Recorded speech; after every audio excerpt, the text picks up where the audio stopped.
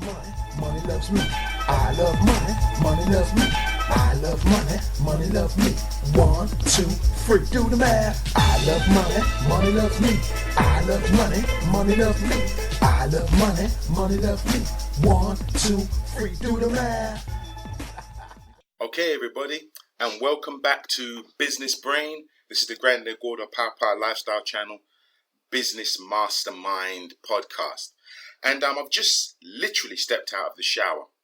And like a lot of people, I get a lot of ideas come to me while I'm in the shower. I guess it's the subconscious mind presenting these things, either that have been accumulated over the night, or while your body is actively doing something else, or your focus is elsewhere.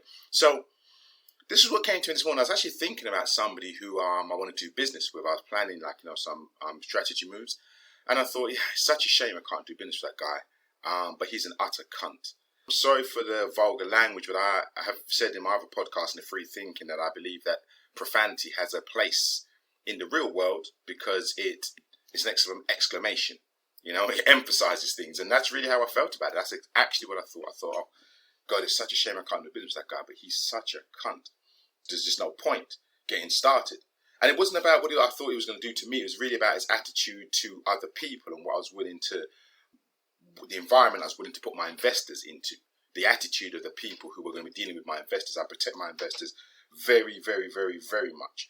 And then I thought to myself, well, he's so funny. I said, well, I suppose I shouldn't really be surprised. He was introduced to me by another guy who I thought was cool for many, many years. But as I looked at, how things had processed over the years with business, actually, he was an utter cunt as well. So I was like, well, I guess there's no surprise that this guy's an utter cunt, because he was introduced to me by another guy who was also an utter cunt. So I guess I shouldn't be surprised. And it just reminded me of something that I think has come up in free thinking, which was, basically view the world as it is, not as you want it to be. I'll say this again. I'm going to say this 3 times. View the world as it is, not how you want it to be. And I'm going to say this again because this goes against so much of the conventional wisdom that's put out there. View the world as it is, not how you want it to be. Now, what I mean by the conventional wisdom is the conventional business, personal development, view is, well, view the world how you want it to be. That's the way, there's lots of people talking about the way to do affirmations. And, again, the whole idea of, fake it till you make it, even on a very rudimentary level. Like the Russ Whitney course, I did in property many years ago, says fake it till you make it, pretend that you're that big property investor until you are. Or the people, there's a great story from Anthony Robbins' Personal Power about, some of the Illuminati who started walking around telling everybody that they'd won the lottery and believing it happened. And then, through the use of the, universal powers that we truly don't understand, it came to pass. But here's my point. I'm going to try and, make it very clear with this example. This is the difference I'm talking about. Let's say you're on the Titanic. You're on the Titanic and it capsizes. And you're in the middle of the Atlantic Ocean. All right? And you're treading water. If you choose to decide that the Titanic didn't capsize and you're not in the middle of the Atlantic treading water, you're going to drown. Okay? Even worse is if you choose to decide that the Titanic didn't capsize and you're not in the middle of the Atlantic treading water, because the Titanic shouldn't have capsized, because it was the best built ship in the world at the time, and that it really shouldn't be like that. And because it shouldn't be like that, and it wasn't organized to be like that, and that's not the way it should be, then you're not going to accept that fact. Not only are you going to drown, but you're going to drown stupid. You're going to die stupid.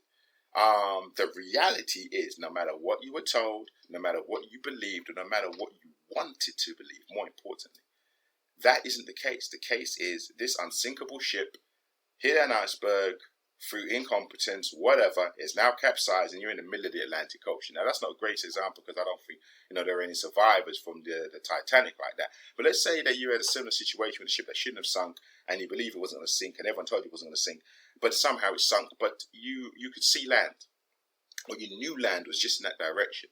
Now, this to me is where the difference comes in, because where people talk about doing the affirmations and believing it and faking it till you make it and all of that stuff, which I fully subscribe to, here is the difference. If you stay there in the water, imagining that you're still on the sun deck drinking a daiquiri because it shouldn't have sunk or it shouldn't be like that. That's the way the way it should be. Is I should still be on the sun deck. You're gonna drown, and you're gonna drown stupid. Whereas if you accept shit, something unexpected has happened. This is horrible. This is a shitty situation. I'm stuck here in the water. I got to get to land, and then you start swimming. Now you're dealing with reality. And you're doing something proactive about changing the reality that you're in, the unexpected reality that you're in. And then more importantly, and this is the super important part where the whole affirmations and visualizations and fake it till you make it and believe in it and bring the universe into it comes in. If you start focusing on land while you're swimming, if you focus on land, if you focus, rather than focusing on the sun deck that you think you should still be on sipping your daiquiri because the ship shouldn't have sunk. If you focus on yourself being saved, crawling up on that land and collapsing and breathing and saying, oh my God, thank God I made it to land, I didn't die. And you focus on that, I made it to land, I didn't die. And you visualize that, and you visualize that while, I hasten to add, you are swimming. All studies show that you are much more likely, I don't have any percentages for this, to actually reach that land than somebody who's just swimming in hope. And there's a wonderful little example that people do. I've done this, in martial arts and exercise where someone says, there's like a twist you can do in your body where you basically try and do 180 twists. Keep your toes pointed in one direction. And then you turn your head and your body and you try and turn around and see how far you can twist. And then you visualize yourself going further and you do the exact same twist and you go almost twice as far. The first time around you didn't believe that your body could twist that far, that you'd actually get your head almost 180 degrees around. The second time, when you visualize yourself like almost turning around 360 degrees, you realize that you can almost do 180. I hope that makes some sense. It's not a very good way of describing it, but anyone who's come across that will realize that once you put your mind and your focus into an arrival point, you find out that you're much closer to getting there. This is just by using your physical body than anything else. So if your arrival point on that beach is all you're focusing on, you're much more likely to get there. But if you're just going to sit in that sea, dreaming about what should have happened, and it's the should that really disturbs me, and this is what I mean about dealing with the world the way it really is. People are sitting there thinking that this guy should be a nice guy. This guy should give me this deal. This guy should, do this in this way. That's not the real world. What you need to work out is where you really are and what these people will do. And I'm saying this to you because I suffered many, many years, particularly at the hands of the guy who introduced me to this guy, who should have been a good business partner, and we should have done a lot of business together, and we should have made a lot of money together. And it took me years and years and years of wasting my time to realize that all of these woulda, coulda, shouldas weren't true. This guy was never going to do any business with me. You know what I mean? So from my perspective of a business, and don't get me wrong, sure, it's lovely to his mother and lovely to his friends and probably super charitable, and it's all, it's all perspective, right? It's all my perspective. But from my perspective as a business person, he wasted an inordinate amount of my time. Do you know what I mean? He basically made him a business cunt. He could have just said to me, you know what, dude, I'm never going to do business with you. So stop writing me proposals, stop sending me suggestions. When I tell you, oh, I love the idea of this, go back and refine it and come back to me. Stop spending months of your business time doing that, because I'm actually never going to do any business with you. You know what I mean? You might have your own word for that, as I said, but my point was that's how I saw him. So thankfully, after all those years, the other person he introduced me to, I picked up on this much quicker. Like, wow, this guy is just completely, let's be more polite, completely opposed to the way I want to do business and the way I want my clients treated. No chance. And that's seeing the world the way it is, not the way it should be. Not the fact that this guy should be a good business partner. This guy should do business this way. This guy should work with me that way. All them woulda, coulda, shouldas are totally, utterly useless and will just sap energy out of you as a human being and literally drain the lifeblood from your business until there's nothing left. So, meant to be a quick one. Don't know if I actually know how to do one of those, but I wanted to get that example across.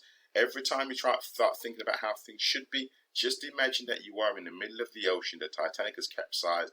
Here are your choices. You either think that the Titanic should not have capsized and you should be on your sun deck sipping a daiquiri, and then you imagine you're there and you just drown stupidly, or you can accept the reality of where you are, start swimming, fighting for your life, and focusing 100% while you're working on where you want to get to, which is surviving. Thank you for your time. This has been Business Mastermind. It's the Granny Godo Papa Business Mastermind group. Comment, share, like, share again, share some more, but comment again, and let's just help this to help each other improve. As I said, business is not about exploiting others. It's about getting rewarded financially or otherwise for adding value and benefit to other people's lives, and in doing so, improving the world. And as such, I wish that your business grows in abundance. Here's to our success. I love money, money loves me. I love money, money loves me. I love money, money loves me.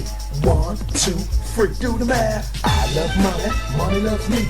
I love money, money loves me. I love money, money loves me.